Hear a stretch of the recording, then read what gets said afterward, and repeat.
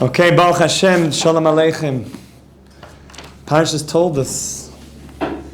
Hey, look at Parashas Toldos. There's a big inyan in the parsha. The parsha, now we're ready. A big inyan in the parsha is the blessings that Yitzchak is giving to Yaakov. These weren't just simple blessings. These were the blessings that would be the entire continuation of the Or HaGonos. The whole preparation of Hanukkah is happening right now. That light that would be passed down from Avram Avinu to Yitzchak to Yaakov and ultimately the Shvatim and to all of Klal Yisrael. These brachas, this was mamish giving the neshama.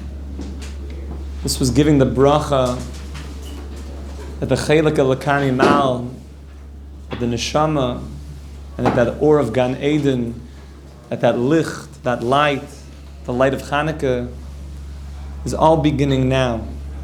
And even though there's going to be forces in the world that are going to try to stop and destroy that light and try to cover it up, and that's really what the continuation, like we're going to see when Yaakov and Esav fight, Ad Alois HaShachar, they're really fighting over this light. They're fighting over the light of Hanukkah. And the light is beginning right now with these brachas. It says in the parsha that when Yaakov came in, right, we all know what happened, that Esav said, I'm going to come in and take the brachas because my father wants to bless me. He said, go out, find me some nice things I like to eat, and then I'm going to give you a bracha, which is so much deeper. He wasn't saying I need a good steak, and then let me give you a bracha, like when I'm in a good mood. We know that this was Pesach, this was Leil HaSeder, and he was bringing in the Korban Pesach, and he's bringing in Chagiga to be able to eat the Korban Pesach. That's why it was 2 animals, 2 shepselas. It was eating to get ready, mamish, shepselas, to get ready. It's a sheep, yeah. Okay. And A's eating in order to be in that place above Das Elyon it's called, to be able to give the brachas to the next generation. And what happened, of course, Rivka said it's not supposed to go to Esav. And Rivka Imenu said, I'm going to dress you up like your brother. Because Yaakov said, I'm going to go in, my father's going to know it's me. Now, by the way, they sounded alike, so it wasn't going to be a problem of voice. Because scent. Oh, we're going to get there. It's all about the scent. You said there was a difference between the sound, but since you feel... Kol Yaakov Yedayim Yedei Esav, their voice was the same. Where he was suspicious is that Yaakov started to talk and use God's name. He's like, Esav, you don't usually, say, Baruch Hashem and stuff. What's up with you? You're usually much more crass. But they actually sounded the same. Like it was a voiceover, that it was the same voice. Yeah, David?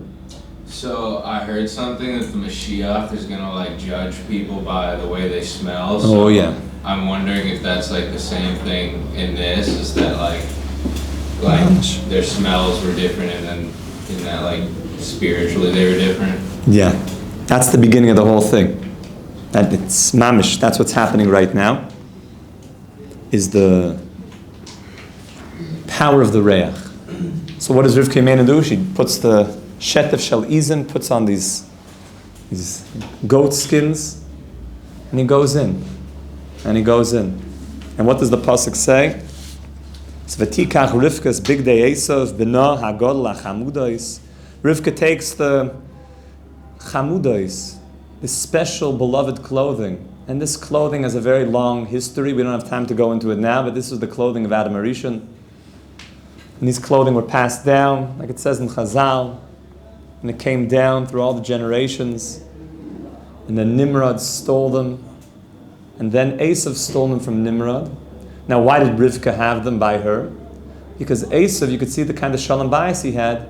All of Esav's wives were completely rebellious against him, and he was concerned that if he left his bigdei chamudos, the special clothing, in the home where his wives were, that he wouldn't have those when he got back.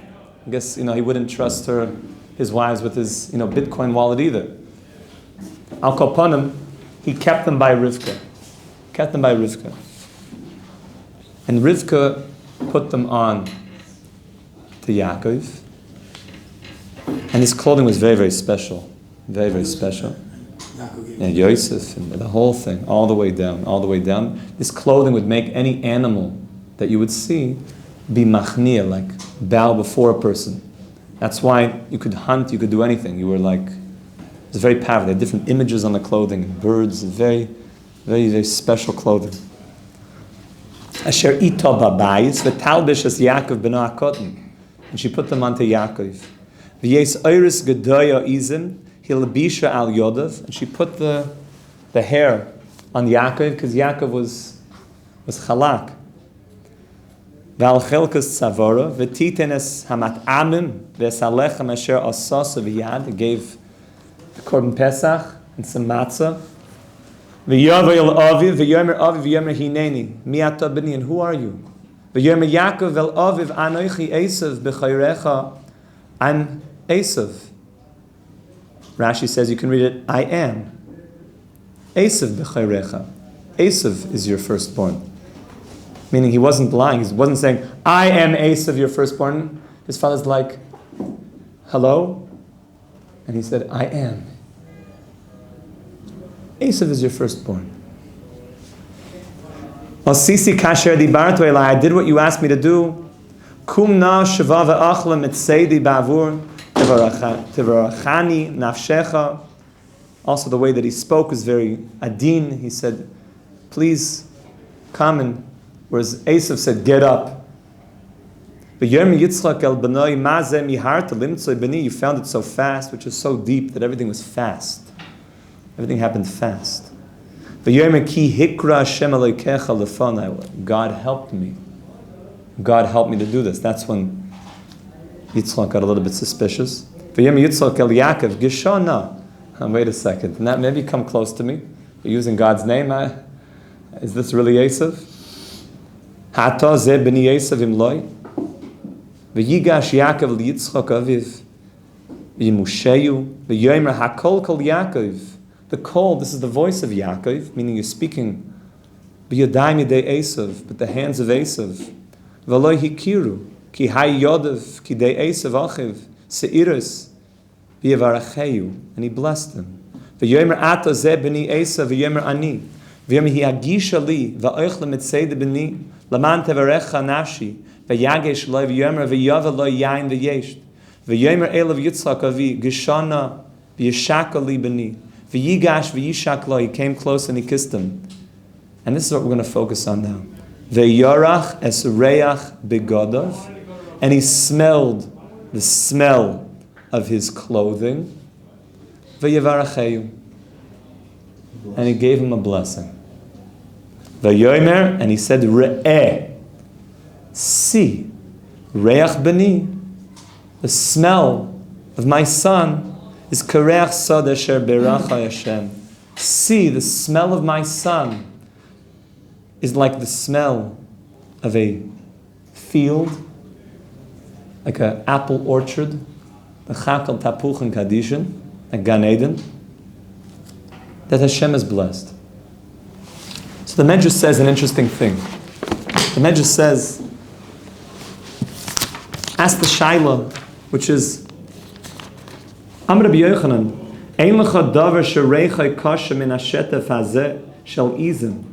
There's nothing more stinky, there's nothing with a more foul stench than this goat's hair. If you guys ever smelled like real, like moist goat hair, like,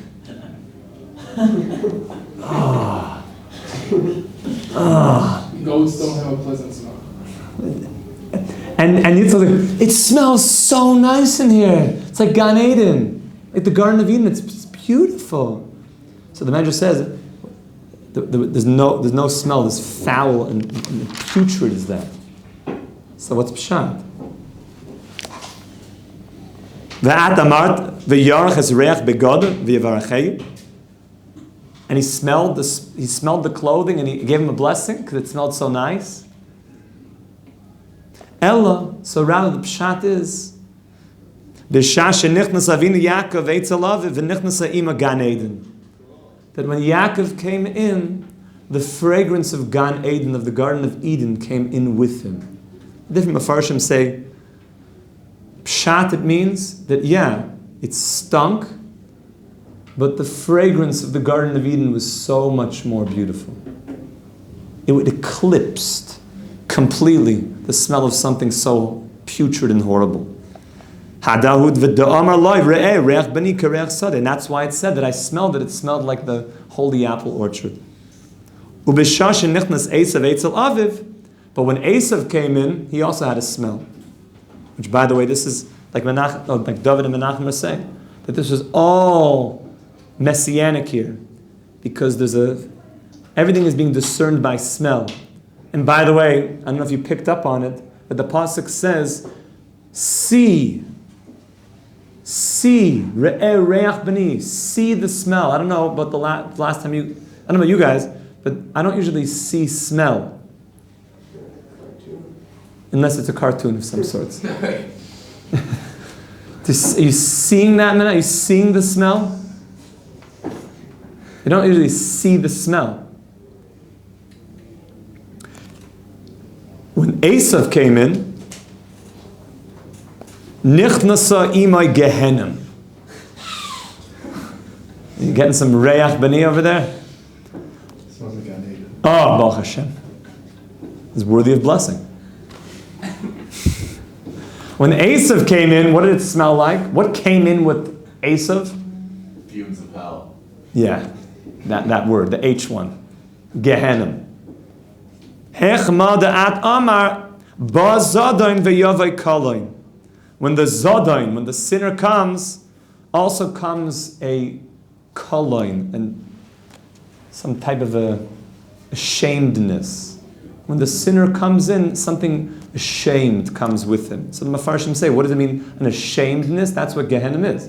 Gehenim is where a person sees all the things that he's ashamed of. And that has a very bad.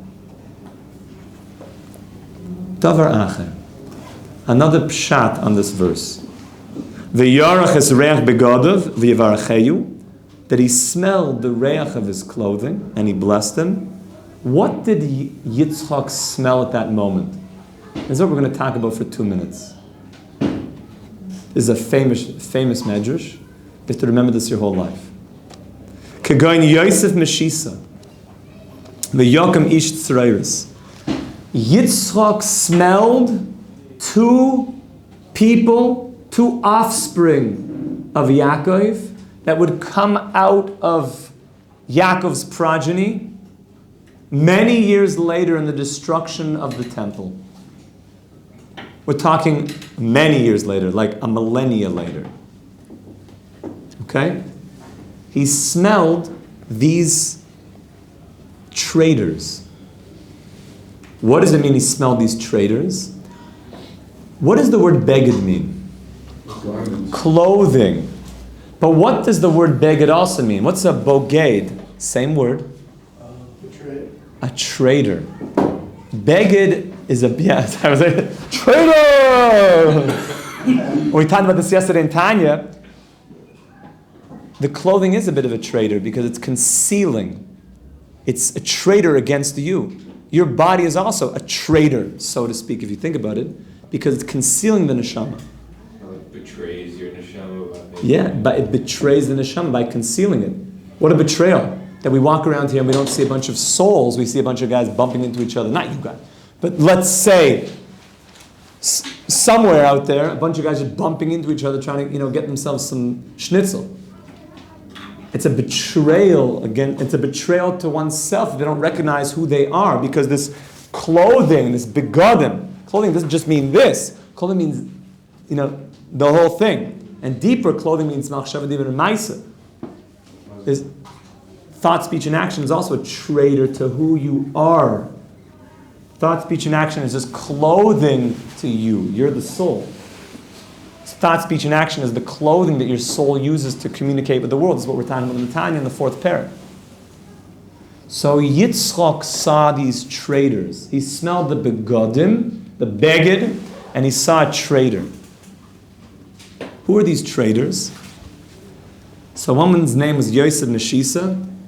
These were 2 traitors that infiltrated and rose up the ranks of the Roman Empire and left the fold, became traitors. So the Gemara is going to go on to explain. Well, this is the Medrash Rabbah, Chaf Beis. Yosef Meshisa. So listen to this. Bishash bikshu soinim likanes lahar habayis. At the time that those enemies, that those evil ones, the Roman Empire, at the time that they came into the Holy Temple to defile it and to desecrate it, and of course they didn't believe in anything holy, they didn't believe in any God consciousness.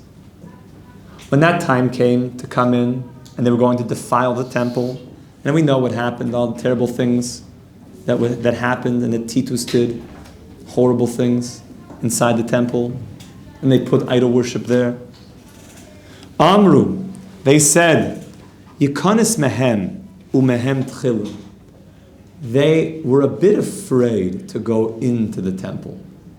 When the moment came that the siege was laid, and then they had entered, and then they were going now to pillage the temple, the Romans themselves were a bit shaky in their boots.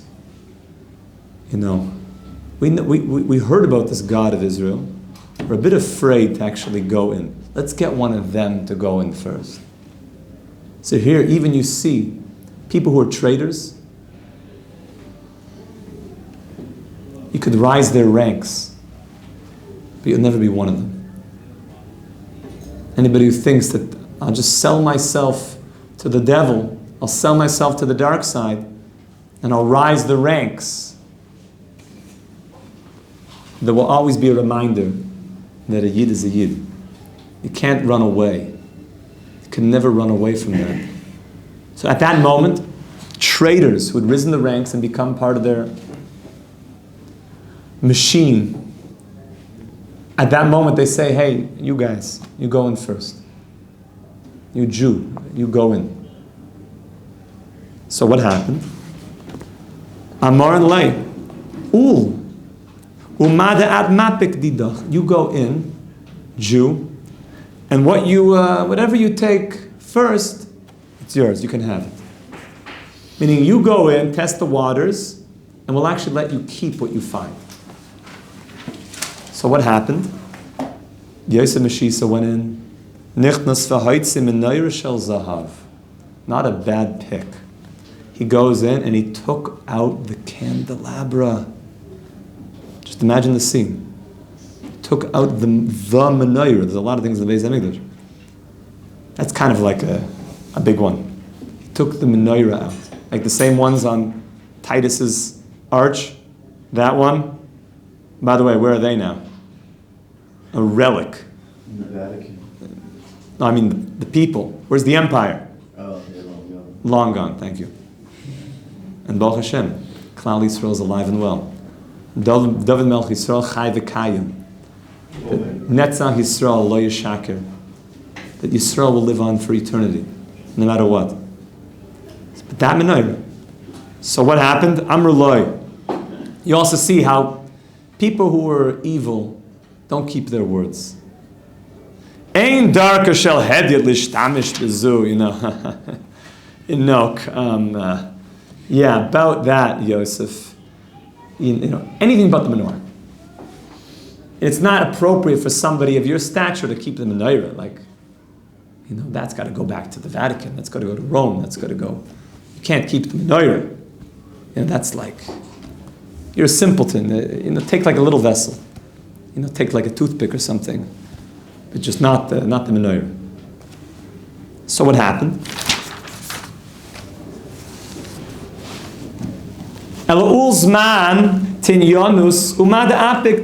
Going again, and then, okay, now anything but the menorah, go in and take. He said no.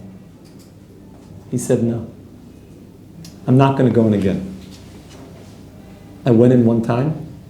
I angered God. I'm not going in again.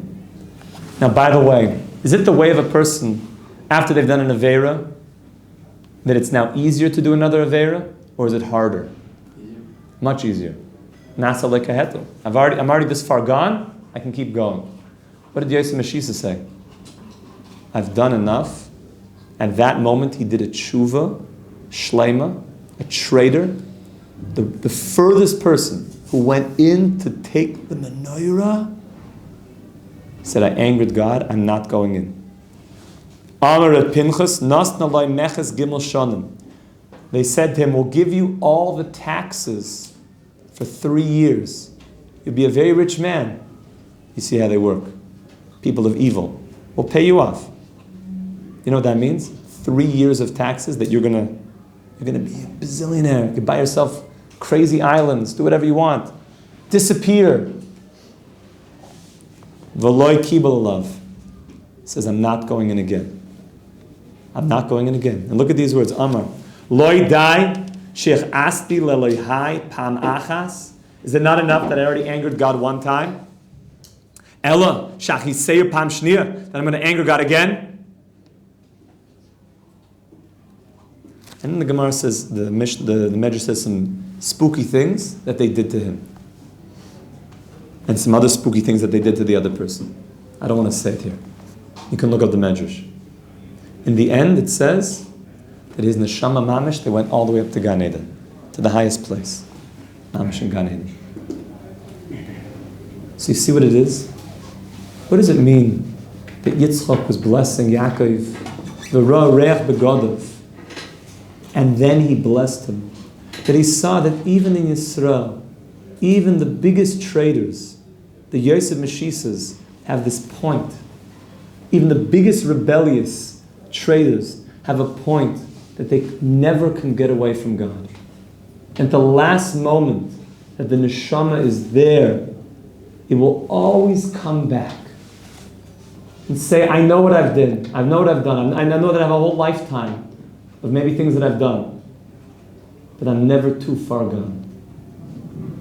That blessing that came to Yaakov exists in every single one of us for all eternity. And no matter how far a person's gone, there's always a point that will bring him back. Always a point. That point of the tzaddik. And because I'm just inspired, because someone told me, I just have to say it over. There was a certain person that was very, very far off. And a Talmud, an Itchy Meyer Morgenstern, said that he wanted this person to come and say that I can't go to the Rebbe, I can't go to the Rebbe. Finally convinced him, just come see the Rebbe. He said, I'm so far off. I'm so far. And he came to the Rebbe, and the Rebbe said, no, did you ever have one moment that you wanted to do the right thing? No. Even if you didn't have it, but you wanted to do the right thing? No. And then he said, there was one time. I was lining up for a club. I knew this would not be a type of club that a nice Jewish boy should go into. And I was in line, and I was getting my ID and whatever, and then I had a moment of, I don't want to go in. I don't want to go in. And then that passed, and I ended up going in. And Ishmael said, that moment will bring you home. That moment will bring you back. Afterwards, he was telling the other Chassidim, he said, at that moment when I was taking out my ID, under the ID a picture fell out. It was a picture of Itchy Meyer's face. In that moment I saw the tzaddik, and something happened inside of me, that I felt this feeling of I want to be better. I want to be better. And that Yid ended up coming all the way back. From a moment, one thought, because no matter what a person does, there's a bracha that was given to Yitzchak. No matter how far you are, even a Yosef Meshisa, there's always a way home. There's always a way home. There's always a Pesach to Gan Eden. And that's the Gan Eden. That's the reach that was smelled. That's the reach that Mashiach's going to smell. He's going to smell everyone, yes. But he's going to be able to pull out that even the ones that were the biggest traitors, all of you had moments that all you wanted to do was the right thing. And Mashiach is going to pull us all back from that point, from that reach. We should mamish be zoicha to feel this reach, to feel the Gan Eden, the Chakat, the Pul and Gadishan, and give Hashem tremendous nachas ruach. And with that, the Mashiach Tzidkenu, the Ruach HaPeinu, should come now to be Goyaleinu with the Bin Beis HaMikdash B'mher V'Yameinu. Amen. Amen. Shabbos.